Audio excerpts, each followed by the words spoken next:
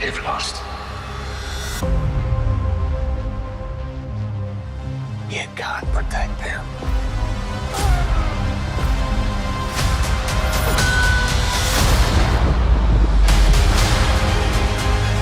Gods of the universe,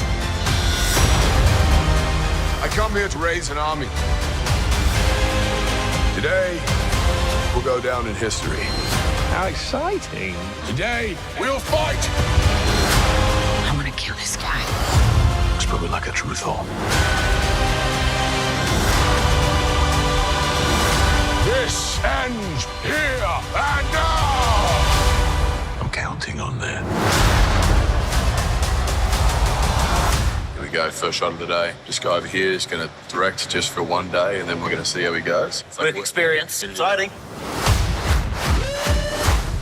Love and thunder. It's just so loud and in your face and flamboyant. It's always really fun working with Taika. 3, 2, 1, scream!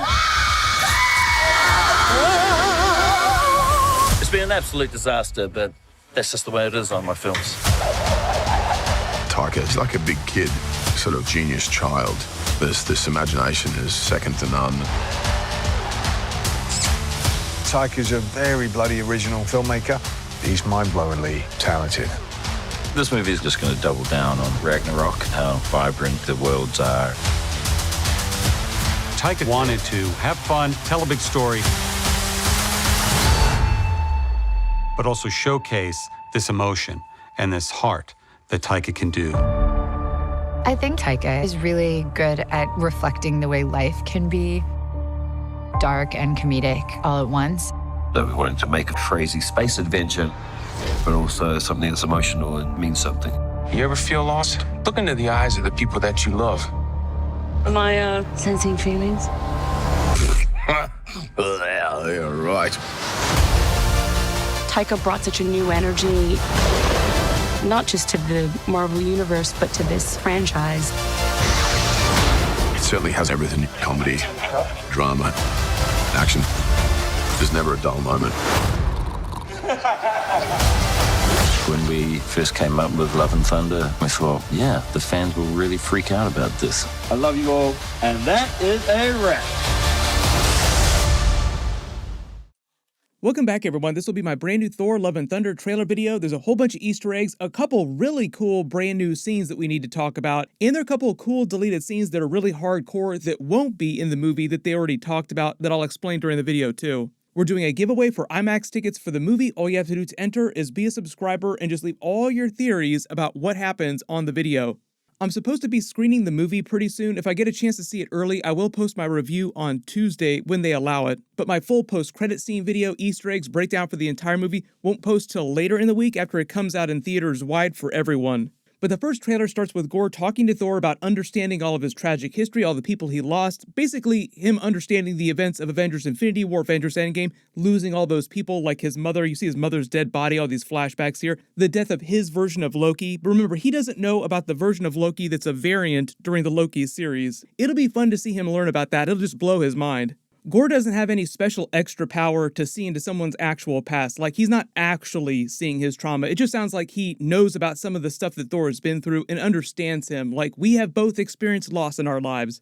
Just all part of movie Gorr's backstory and why it is that he went on his quest to kill all the Marvel gods. They explain the backstory in the movie will be a little bit different from the Gorr comics, but basically it's the same idea. He was this really devout worshiper of his own people's gods, their pantheon. Something terrible happened to his family that he learned was avoidable, and he blamed his gods for not intervening and helping out, thinking that they didn't care about them, so he doesn't think they deserve to exist. Then he's able to find the power of the Necro Sword. In the movie, that comes from the Shadow Realm. This place here where it seems like there's no color except the stuff that's coming off of the god tier weapons in the gods themselves like Thor. Like, he's generating color in this black and white space. So the first group of gods that he kills are his own people's gods, and then he goes around to the other pantheons one by one, kind of doing the Thanos Avengers Infinity War thing before he got the Infinity Stones, balancing one planet at a time, balancing one pantheon at a time. Perfectly balanced, as all universes should be. But when he's telling Thor he can't protect them, he's probably talking about the other gods that Thor is trying to prevent him from killing. Like, Gorr doesn't want to kill regular people. That's his whole thing, is that he starts out on this quest to kill these gods. It seems like a noble quest because most of the gods that he does wind up killing are pretty terrible people. But to make a Batman Christian Bale reference, eventually he becomes the villain of the story without completely realizing what he's turned into. You either die a hero or live long enough to see yourself become the villain, and boom, he became the villain. When you hear Thor's appeal to the other gods of the universe to raise an army to fight Gorr, it sounds like that's actually happening at Omnipotent City when he's making his plea to Zeus and all the other gods of the Godhead here. Like, look, we need to band together and kill this person. You also see some different scenes of Zeus and Thor together that are part of this larger scene that are just different from what we see in the trailers. Because eventually they do have to get Zeus's lightning bolt, so either he winds up dying or he just winds up giving them the lightning bolt temporarily, like lending them his power.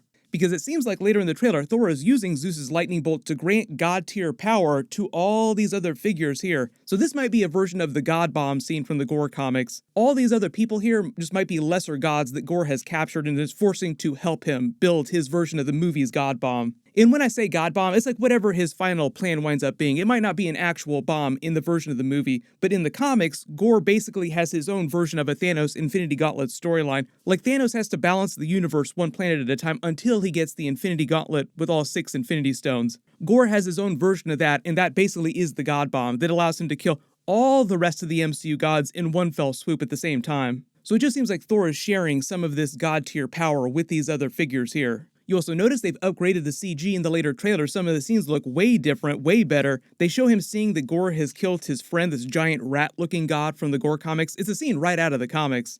In the new versions of the trailer, you can see this gold color energy floating off of it as it dies, just like the energy coming off of Odin's body as he died during Thor Ragnarok. So what they might do, because the same gold energy is coming off of Zeus's lightning bolt in a lot of these scenes that seem like they're happening later in the movie, they might just say that all gods give off this kind of cosmic energy.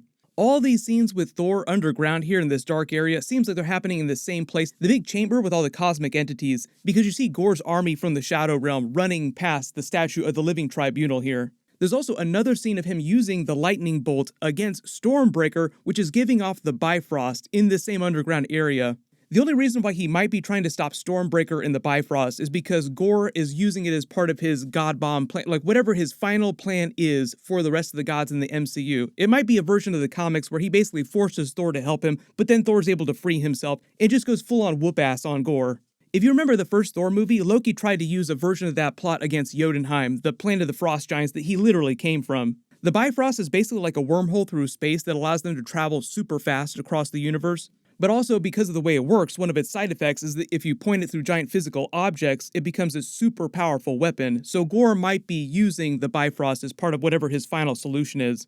There's also another scene of Jane Foster fighting Gorr in the Necrosword with Thor's hammer, making it seem like the hammer itself is about as powerful as the Necrosword. The really cool thing too is that you get a wide shot of this underground chamber, and there's another giant head of another cosmic entity. This black and white head represents the In-Betweener in Marvel Comics.